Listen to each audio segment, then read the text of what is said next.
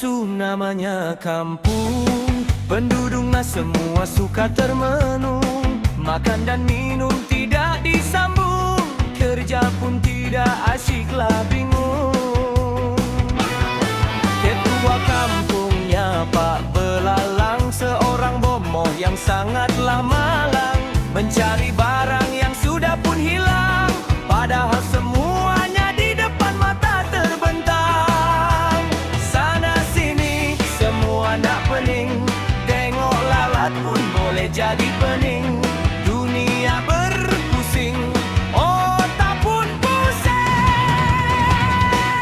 Oh kampung Gunung Bongsu, tempatnya pelik, orangnya hebat. Biar pening, janji selamat, hidup harmoni penuh muafakat. Oh kampung Gunung Bongsu, sindiran tajam terkena tepat. Warisan seni kita martabat, dalam irama rock yang memikat.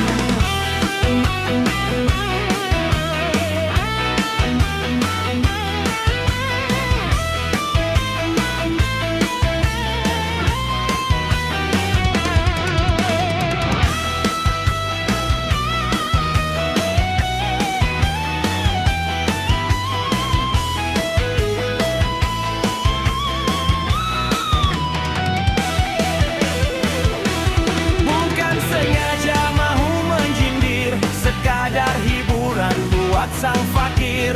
Gunung Bongsu peningnya fikir, sampai ke akhir tetap bersikir.